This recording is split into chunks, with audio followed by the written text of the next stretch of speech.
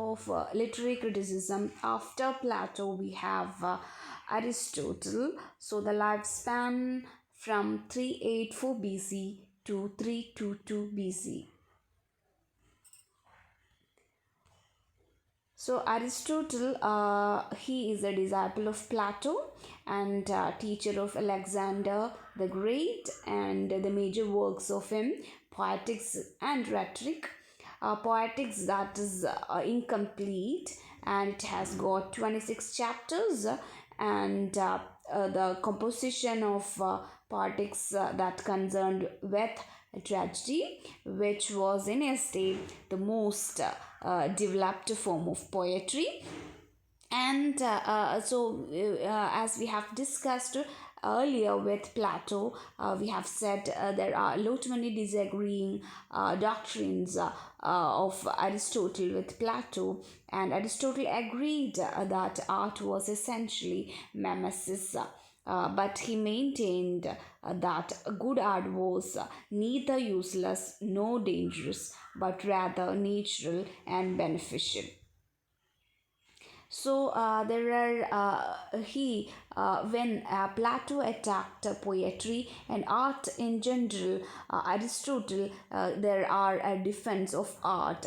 That is a crucial to Aristotle's defense of art. Is his rejection of Plato's dualism, rejection of Plato's rationalism, and rejection that mimesis is just removing of one's reality. So rejection of Plato's dualism, in which Aristotle says a man is not an embodied intellect longing for the spiritual release of death, rather an animal with, among all other faculties, the ability to use reason and to create. For that thing, Aristotle says he rejected Plato's notion of dualism. And again, he rejected Plato's rationalism, because we must study humans as we would study other animals to discover what their nature is, and who are thriving and successful, and in what activities do they engage. For Aristotle, this is how to describe what is and is not appropriate for human and human society. He also rejected what Plato thought of art as mimesis. So he thinks that it is exactly what is mirroring nature only. He rejected Plato's idea of mimetism, but he agreed to some extent of Plato's idea of mimetism also. And according to Aristotle, he says the art is not useless, because whereas he says art is natural, it is natural for human beings to imitate. Any human society which is healthy will be a society where there is imitative art. Nothing is more natural than for children to pretend. So we imitate things, we mimic things. That is what Aristotle's idea of mimesis. And again he says art is a natural phenomena, because art production and training is a necessary part of any education, since it uses and encourages the imaginative manipulation of ideas. And again Aristotle says nothing is more natural than for human beings to create using their imaginations. So that is something which make a positive note on imitation to imagination. So since art is imitation, it is imaginative use of concept. At its heart, art is conceptual and intellectual. For that note, he gives very importance to poetry for that of art too. It is very he is defending art of what Plato charges against art and poetry in general, where Plato banished poets from his ideal state. And Aristotle again says good art is not dangerous. So these are his charges, and this is how he defend art with Plato. So he says art is not deceptive. So Plato says art is deceptive because artists, for that note, Aristotle says artists must accurately portray psychological reality in order for characters to be believable and their actions understandable. It teaches effectively and it teaches the truth. A convincing and powerful drama is convincing and powerful because it reveals some truth of human nature. And it also introduced the concept of organic unity. So, what is organic unity? The idea that in any good work of art, each of the parts must contribute to the overall success of the whole. That is what Aristotle believed with organic unity. Just as in biological organism, each part contributes to the overall health and well-being of the creature. So too in good works of art reflects or imitates reality. And again, Aristotle says that there is a unified action which just goes with art because with its several incidents so closely connected that the transposal or withdrawal of any one of them will disjoin and dislocate the whole. So with that, Aristotle says that art is not deceptive and good art is not at all dangerous too. And second point, when he defend art is not dangerous, is that with sensuous art is not a bad thing. So for Plato, art must be something that morality. It does not need to have any sensuous element with art. So here Aristotle says that sensuous art is not a bad thing. For that he defend with these lines like Aristotle did not believe that the mind was one thing and body was something. He says both are equal, and therefore Aristotle did not have the bias against physical pleasure that Plato had. And the second thing is the only way of acquiring knowledge at all, according to Aristotle, was through the senses. So senses is also equally had a part in developing our intellect. And so developing, exercising and sharpening those senses through art was a healthy thing to do according to Aristotle. So again he says artist was not solely concerned with sensual pleasure, but rather should be an intellectual conceptual affair. So this is how he defend with Plato's attack on poetry, that it is a sensuous, it's only given pleasure. And a third thing that Plato charged against poetry was it doesn't have any morality. Art is never touched with morality and truth. But he says that Aristotle says that good art is tied to morality and truth. This is how Aristotle defend that statement. So he says successful tragic drama always teaches what morality. When trying to understand how tragedies achieve the peculiar effect, that peculiar effect is what Aristotle remarked as pathos. He notes the psychology and morality on which they must be based. And Aristotle also believed that drama, or especially tragedy and drama, imitated not only events but actions, and imitated intended behaviors, psychological forces, and the unseen inner life of person. He unwittingly set up two functions for a work of art to fulfill. So the human being's naturality to imitate things, that of a perpetual detail, that of a human being's nature, their inborn nature to imitate. That is what Aristotle says. That is the organic unity of human beings. So that is inborn quality of human beings to imitate. That is not at all a bad thing, because that is how he tied that art with truth and morality. And then again he comes to very close to another doctrine which is says the doctrine of catharsis, and this is how catharsis originated. Aristotle agreed that art did stir up negative emotions, so there are negative sides of art too, but he claims it then purged this in harmless healthy way. So that kind of a statement which led Aristotle to remark about an important principle which is called catharsis. What is catharsis? So, okay, he says art is neither psychologically destabilizing nor politically destructive.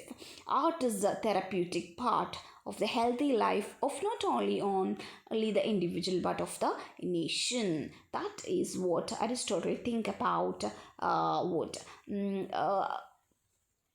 art. So through pity and fear effecting total purgations of these emotions, total purifications of emotions is what Aristotle think about the end of what tragedy or drama or art even especially. So Aristotle says that mimesis is not equal to imitation. Mimesis is like rendering, depicting, construing, idealizing and representing. Aristotle's critical responses we can divide with poetry is more philosophical than history. Poetry is sometimes more philosophic and of grave importance than history. Here he means a mere chronicle of events, since he says its statements are of nature rather of universal, whereas those of history are singular. So with that he says he compares poetry with history, but here history is more important than poetry. History is something which is chronicling what has already happened, but poetry is what may happen in future. So for that he says poetry equals with philosophy. Poetry describes not the thing that has happened as Aristotle imagines history does, but a kind of a thing that might happen as a being probable or necessary. Thus history mere mirrors but not art. Art is necessarily conceptual and art is cognitive. And here we have Aristotle on tragedy also.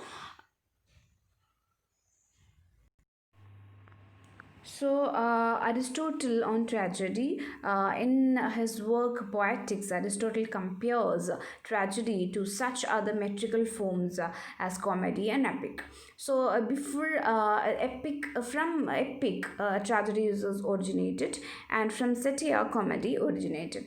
He determines that tragedy, like all poetry, is a kind of imitation, like that of mimesis, but adds that has a serious purpose and uses direct action rather than narrative to achieve its ends. He says that poetic mimesis is imitation of things as they could be, not as they are, for example, of universals and ideals. Thus, poetry is more philosophical and exalted medium than history, so which merely records what has actually happened. So according to Aristotle, the aim of tragedy that is to bring about catharsis, the bring about total purgations of all the emotions, and to bring about catharsis among the spectators, to arouse in them a sensation of pity and fear, and to purge, purify these emotions of the spectators so that they leave thereafter, leave the theatre feeling cleansed, and they must feel uplifted with a heightened understanding of the ways of God and man. So that is the way of catharsis is brought about by witnessing some disastrous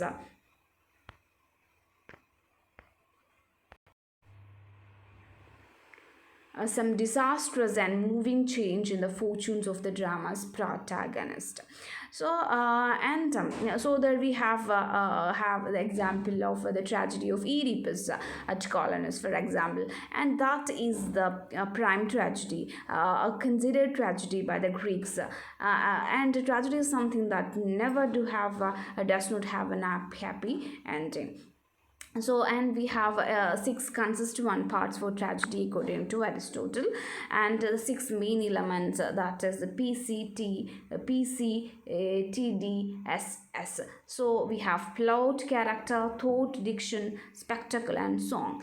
And among all these 6, Aristotle gave more importance to the first 2, that is plot and character. And most of the Poetics is devoted to analysis of of the scope and proper use of these elements with illustrative examples selected from many tragic dramas, especially those of Sophocles. So Sophocles is the tragedian of that particular time of Aristotle, and there are Achilles, there is Euripides' comedy, and some playwrights whose works no longer survive are also cited by Aristotle to exemplize this all tragedy and elements of tragedy.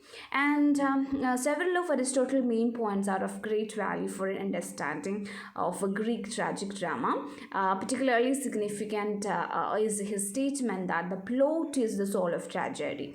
And so we have tragedy is an imitation of an action, not of narrative, through pity and fear, effect and total purgation of emotions. Language must be embellished. So tragedy is of course an imitation. So but it is not imitation of a man, but of action. That is the imitation of life, of happiness, misery. Okay, a life consists of what? Action, and ends is a mode of activity, not of quality. So character constituents, it is character that determines man's quality. It is that action that makes people, spectators, happy or wretched. The purpose of action in the tragedy is therefore is not the representation of the character. Character comes in and contributes to the action. Okay, and hence the incidents and the plots are end of the tragedy. The end is the chief thing of all. Without action, there cannot be any tragedy. So there may be one without character. The plot then is the first principle, and is therefore the soul of tragedy is what? The plot. Character holds the second place. So he gave more importance to the first two, that is the plot and character. And again he describes in poetics about the structure of a tragedy, how to structuralize a tragedy, and the ideal tragic plot. And he spent several chapters for that requirement. He says that the plot must be a complete whole. It has a unity of time, place and action, with a definite beginning, a definite middle and an end, and its length should be of such that spectators can comprehend without difficulty both its several parts and its overall unity. And moreover, the plot requires a single central theme in which all the elements are logically related to demonstrate the changes in the protagonist's fortune, with emphasis on the dramatic causation and probability of the events. And he also gave an idea on who must be a tragic hero. A tragic hero is of a noble birth, as according to Aristotle. He must belong to an elite position in the society. So he should have a tragic flaw in his character. He is neither a good man nor a bad man. So the incidents of tragedy often beyond hero's control. So that it may be a character, it may be a destiny that leads into the doom, and the hero's control, he closely related to his personality, but it's closely related to the hero's personality. So the plot intended to illustrate matters of cosmic, so that is a universal law which made him, it is not that of an individual significance, which is important. So that is the stress placed by the Greek tragedians of that time on the development of plot and action at the expense of the character. And a tragic hero should arouse at the end of the play, to arouse pity and fear through an alteration and the status of the central character. He must be a figure with whom the audience can identify and whose fate can trigger these emotions. And he says that pity is aroused by unmerited misfortune, fear by misfortune of a man like ourselves. So he should have a moral responsibility according to Aristotle. The tragedy, the tragic hero or the hero should not offend the moral feasibilities and the responsibilities of the spectators, and as a character he must be true to type, true to life, and he must be consistent. and there is a frailty in his character. There is a hero's error. That error is what called Hamartia, the tragic flaw in his character. That is something again leading him to the final destiny, and that is the tragic flaw. So that of a personal quality, it may be a personal quality, it may be a personal flaw that inevitably causes his downfall. So that leads to the superficial false interpretations. So it may be given his more attention to the personality of the hero, and it's also there is philosophical implications of plot's dynamo. Okay, and it's something that make Greek have a primitive moral system. So there is a moral responsibility for a hero. So if he has downfall with that moral responsibility, that is something makes him fall down, the hero's downfall. And there is two situations which make the plot into its final destiny. That is called Peripetia and Anagnorisis. So two situations that is related to the Hamartia or the tragic flow. So that reversal of the situations, Peripetia means it is exactly opposite to what we have planned earlier, so hoped earlier. So a protagonist, for example, when Oedipus the Rex, who killed his father unknowingly and married his mother, and so that thing, the reversal happens when he killed his father and married his mother. So that is Peripetia, or the reversal of the situation. So when Oedipus' investigation of the murder of Lars leads to a catastrophic and unexpected conclusion, and which give him a recognition, that recognition is what called anagnosis, the point when Oedipus understands, recognizes the truth of a situation, discovers character's identity, that man is his father, and the woman he married is his mother, who comes to the realization about himself. So this sudden acquisition of knowledge or insight by the hero arouses the desired intense emotional reaction in the spectators, as when Oedipus finds out his true parentage and realizes what crime he has been responsible for. So this is the composition of poetics.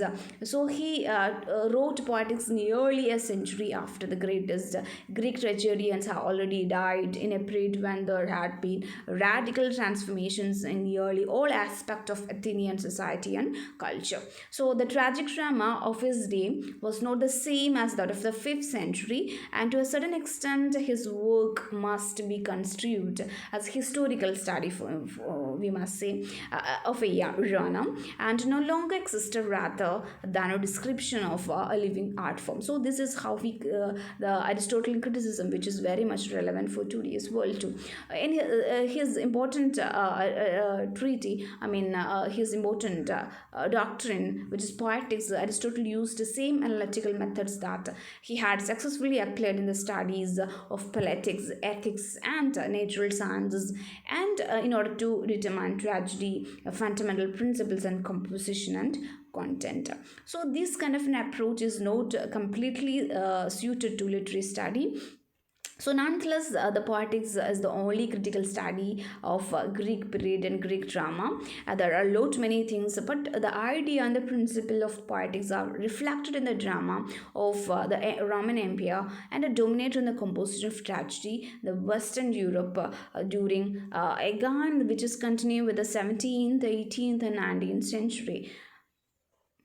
So that is the importance of the critical treatise of Aristotle the Great, and we shall be continuing in the next.